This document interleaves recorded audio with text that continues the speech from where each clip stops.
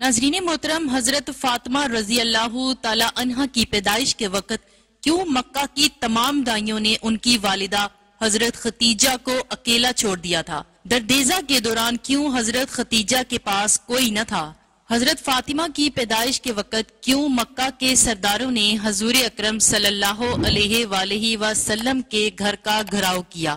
سیرت حلبیہ جلد 1 صفحہ نمبر 138 میں روایت ہے کہ جب ملک کا کامیاب تجارتی سفر کر کے رسول اکرم صلی اللہ علیہ وآلہ وسلم مکہ واپس لوٹے تو حضرت ختیجہ نے آپ صلی اللہ علیہ وآلہ وسلم کو نکاح کا پیغام بھجوا دیا، تو رسول صلی اللہ علیہ وآلہ وسلم نے سب سے پہلے اس پیغام کا ذکر اپنے محبوب چچا حضرت ابو طالب سے کیا اور اس کے بعد باقی چچاؤں کو بتایا۔ سب نے اسی بات پر اتفاق کیا کہ اس شادی کے پیغام کو قبول کر لینا چاہیے۔ ناظرین، پھر وہ مبارک دن بھی آ گیا جب اللہ کے پیارے رسول صلی اللہ علیہ وآلہ وسلم کی شادی کی تقریب حضرت ختیجہ کے گھر ہوئی۔ وہاں حضرت ختیجہ کے رشتہ دار عمرو بن اسد اور ورقہ بن نوفل وغیرہ بھی موجود تھے۔ حضور کے چچا حضرت ابو طالب نے نکاح کا خطبہ پڑھا اور حضرت ختیجہ کی طرف سے ورقہ بن نوفل نے جوابی کلمات کہے۔ بے شک حضرت ختیجہ مکہ کی بہت با اثر خواتین میں شامل تھیں، لیکن اس نکاح کے بعد رسول پاک صلی اللہ علیہ وآلہ وسلم نے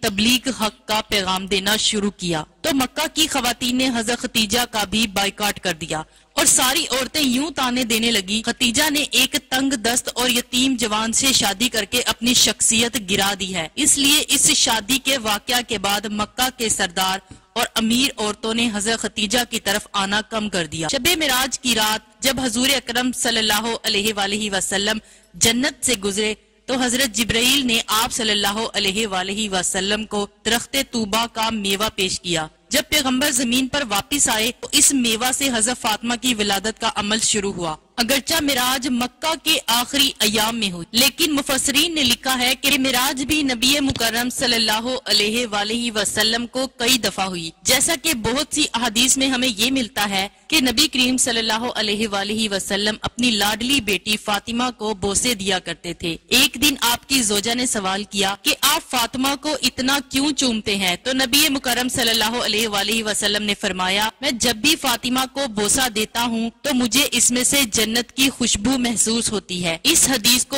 امام بخاری، امام سیوطی اور امام طبری کے ساتھ ساتھ تقریباً تمام حدیث کتب میں بیان کیا گیا ہے۔ عظیم مولود نے پاک بہشتی میووں پر مشتمل غذا کے زیر اثر نبی آخر الزمان جیسے والد اور حضرت ختیجہ جیسی پرہیزگار والدہ سے 20 جمادی الثانی کو دنیا میں قدم رکھا۔ آپ سورۃ کوثر کی تفسیر بن کر آئیں کہ جس سے مخالفین کے تانے اور مذمتیں ناکام ہو گئے۔ چنانچہ پیدائش کا واقعہ امام طبری نے ذخائر العقبہ میں کچھ اس طرح نقل کیا ہے کہ جب سے نبی مکرم نے حضرت عائشہ ختیجہ رضی اللہ تعالی عنہا سے نکاح فرمایا تو مکہ کی تمام عورتیں آپ کے خلاف ہو گئیں اور کسی بھی موقع پر آپ کا ساتھ نہ دیتی تھی۔ جب حضرت فاطمہ کی پیدائش کا واقعہ شروع ہوا اور واضح حمل کا وقت قریب آیا تو قریش کی خواتین کو پیغام بھیجا گیا کہ اس تکالیف دہ عمل میں مدد کے لیے حضرت ختیجہ کے پاس تشریف لائیں۔ اب یہی وہ موقع تھا کہ مکہ کی عورتیں کہنے لگی، تم نے ہماری بات نہیں مانی اور ایک غریب یتیم سے عقد کیا،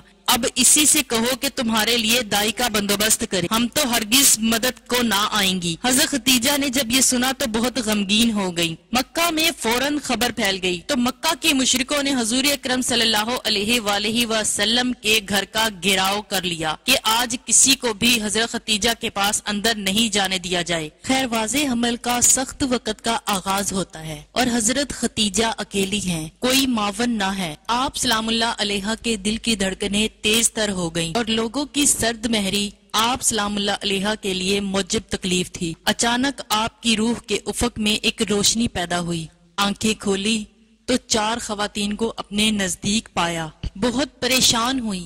ان میں سے ایک خاتون کہنے لگی کہ پریشان نہ ہوں، ہمیں آپ کی مدد کے لیے بھیجا گیا ہے۔ یہ خواتین حضرت فاطمہ کی ولادت تک حضرت ختیجہ کے ساتھ رہیں۔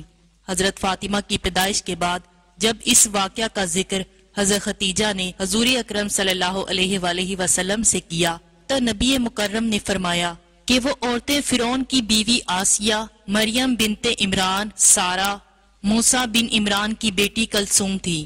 جب حضرت فاطمہ کی ولادت ہوئی تو اللہ تعالیٰ کے حکم سے 10 جنتی حوریں بی بی فاطمہ کے پاس آب کوثر کا پانی اور جنت کے عمدہ لباس لے کر حاضر ہوئیں۔ ان حوروں نے بی بی فاطمہ کو آب کوثر کے پانی سے غسل دے کر جنت کے لباس میں لپیٹ دیا تھا۔ اس وقت اچانک آسمان پر ایسا نور روشن ہوا، ایسا نور فرشتوں نے کبھی بھی نہیں دیکھا تھا۔ ان 4 عورتوں نے حضرت بی بی فاطمہ کو حضرت خدیجہ رضی اللہ تعالی عنہا کی گود میں دیتے ہوئے یہ الفاظ بولے کہ یہ تمہاری بیٹی طاہرہ ہے، خدا اس کی نسل سے حضور اکرم صلی اللہ علیہ وآلہ وسلم کی نسل بڑھائے گا۔ روایات میں آتا ہے کہ ایمن حضور اکرم صلی اللہ علیہ وآلہ وسلم کے گھر پر آپ صلی اللہ علیہ وآلہ وسلم کو مبارکباد کہنے کے لیے آ رہی تھی کہ راستے میں ان کو سلمہ نامی ایک عورت ملی۔ اس نے پوچھا کہ ایمن تم جلدی میں کہاں جا رہی ہو؟ ایمن نے کہا کہ حضور اکرم صلی اللہ علیہ وآلہ وسلم کو اللہ تعالیٰ نے بیٹی سے نوازا ہے، میں ان کو مبارکباد دینے جا رہی ہوں۔ سلمہ ایمن کو کہنے لگی کہ محمد کے گھر بیٹی ہوئی ہے، بیٹا تو نہیں ہوا جو تم مبارک دینے چلی ہو۔ یہ سوچو کہ ان پر کیا گزر رہی ہوگی، کیونکہ اس وقت مشرکین لڑکیوں کو پیدا ہوتے ہی دفن کر دیتے تھے۔ حضرت ایمن فرمانے لگی، سلمہ یہ بیٹی اللہ کے رسول محمد صلی اللہ علیہ وآلہ وسلم کے گھر پیدا ہوئی ہے، کسی کافر سردار کے گھر نہیں۔ مجھے یقین ہے کہ دین اسلام میں بیٹیوں سے وہ سلوک نہیں ہوگا، ہمارے آباء و اجداد کرتے چلے آ رہے ہیں۔ ایمن کی باتیں سن کر سلمہ کا چہرہ زرد پڑ گیا، کیونکہ سلمہ کے گھر بھی 3 بیٹیوں کا جنم ہوا تھا، لیکن سلمہ کے خاوند نے تینوں بیٹیوں کو ہی دفن کر دیا تھا۔ یہ سلمہ کے گھر میں ہی نہیں ہوا تھا، بلکہ یہ عرب کے مشرکین میں رواج عام تھا کہ جب ان کے گھر کوئی بھی بیٹی پیدا ہوتی تھی تو ان کو مار کر یا پھر زندہ زمین میں گڑھا کھود کر دفن کر دیا جاتا تھا۔ عرب کے چند قبیلے تھے جو اپنی بیٹیوں کو پیدا ہوتے ہی دفن نہیں کیا کرتے تھے، بلکہ ان کی پرورش لڑکوں کی طرح ہی کرتے تھے، لیکن زیادہ تر قبائل لڑکی کو پیدا ہوتے ہی دفن کر دیتے تھے۔